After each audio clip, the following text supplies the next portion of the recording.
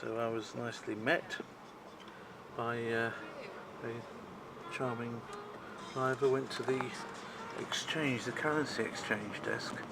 They wanted passports and they wanted me to sign one piece of paper that they had to fill out by hand, and then they printed out a lovely Russian style green certificate that I'd changed 60 euros into Ukrainian currency. There you go. It seems to me like a bit of a waste of time, but obviously they feel that there's a reason to do it. And here we are in the just left the airport area. As you can just see, when I started this section onto the left was the airport building, so now we're driving towards the city centre. I'll probably film sparingly so that I can get the best bits rather than do the whole drive-in, because I don't know whether I will be... I haven't got a lot of time for hanging about in the hotel room doing recharging, so I'll be a bit more sparing about it than I might be on other occasions. My wife's given me a big shopping list, and also later on, after a couple of hours of shopping, we've got all of these exciting things to do, so I can't really spend time just recharging the camera at the room, so I shall take it easy, I think, with filming at the moment. Okay, there's the entrance to Kiev with a big football next to it, just showing that it was the place of the football adventure that we had earlier this year. I didn't come to Kiev during that period of time, although it was jointly hosting it with Warsaw, but certainly interesting to see the football there at the city limits of Kiev. Nice big 4-lane motorway here running in from the airport side. You can't say fairer than that. And apparently we've got on the 11th to the 14th of Vyresnya, which is now past, because that's Vyresyn is September in Ukrainian. They have Slavic names for months, unlike Russian, and so that's now past, but they have Fashion Week. So here we are coming now into Kiev proper, where there's going to be some things appearing on the skyline.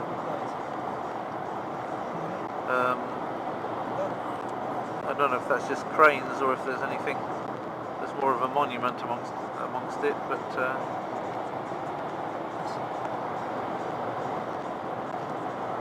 looking in the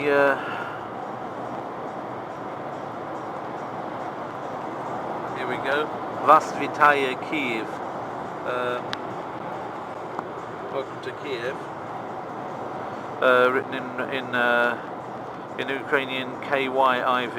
If you know it as KIEV, then you're using the Russian version. They prefer, of course, to use their own language. Where else is it going to be used? So they have KYIV. But if you want to use Russian, that's no big deal. I asked my wife whether it would be problematic for them to... oh, there's BDO. That's a nice use of space, isn't it, by BDO there. Hello, if you're watching, Alla Savchenko. Hopefully you remember me. It wasn't there in the past, I can assure you, because I've been in the BDO Kiev office in the past, and it was certainly not in such a lovely building as that one is at that time, that's for certain. The Dnipropetrovsk office was the better office, but now they've got a very nice signature office here. Just coming in from the airport side, you couldn't get better than that. But then BDO in the Ukraine is an important firm, bigger than some of the big four, because of course they have the Alla Savchenko was the head of the profession practically, and her publications on accounting matters and legal matters were the leading interpretations used both by government officers and by businesses in the 1990s, and that's what made BDO what it is in the Ukraine, and one can only envy that. And obviously I'm happy for her because she's a friend of mine, but now obviously I'm not with BDO anymore, so it's not any benefit to me that they're so big, but it's still nice to remember them from the past, and there was many nice people there that showed me lots of hospitality in the past. So a big up to BDO Ukraine, although it's not my network now, but nevertheless one can still be polite about them and remember them fondly. Unlike the people behind BDO in Poland, who I remember anything but fondly, but there we go. That's quite a different matter. So now, yes, very nice arch here on the road to do with the football. Again, a football up on the edge there.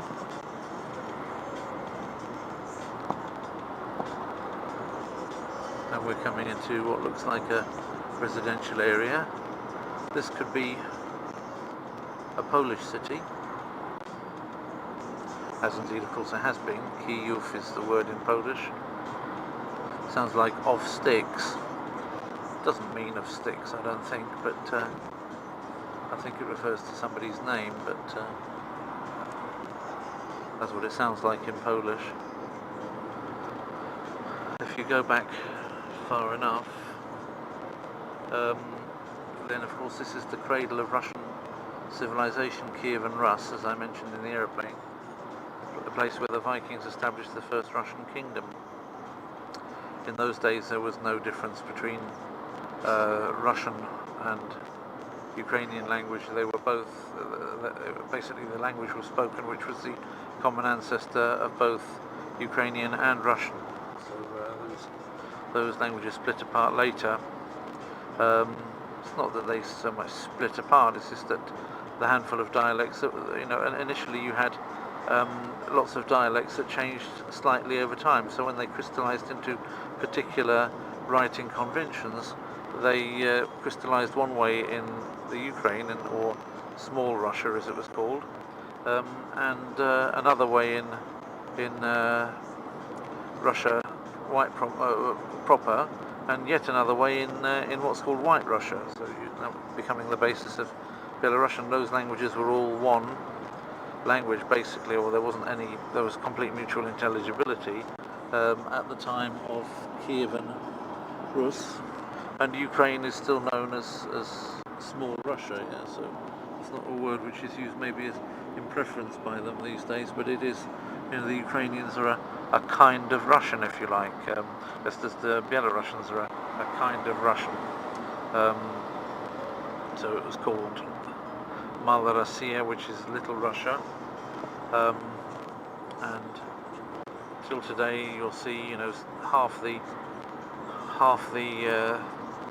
of these placards and what have you are in Russian, and the other half is in Ukrainian. Although I'd rather divide it into thirds, I think, and have the third in Ukrainian, maybe 40% in Ukrainian, 30% in Russian, and another 30% actually in English, which shows how much ground is being gained by the international language.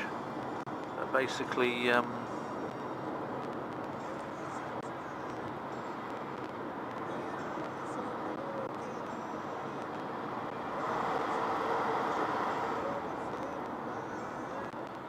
see up there, when I say English, I mean it could be, that covers everything in Latin letters, which are generally in the Russian speaking world known as English letters.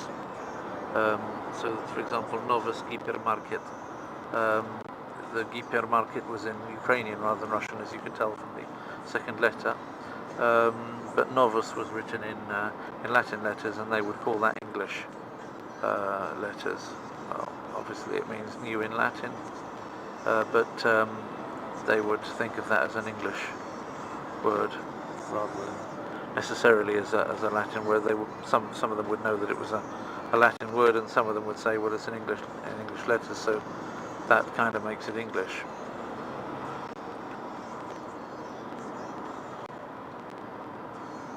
And for example, desire V, they wouldn't think of, that's désir, French, they think it's English. So here we go, there's the...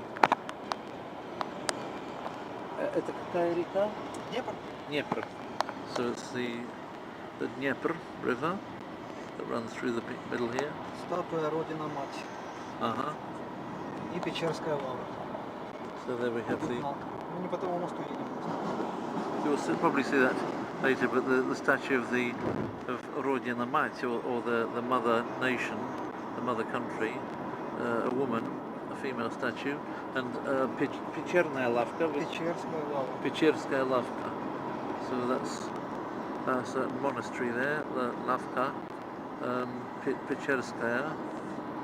I don't know what that particularly means, but maybe we'll find that one out later.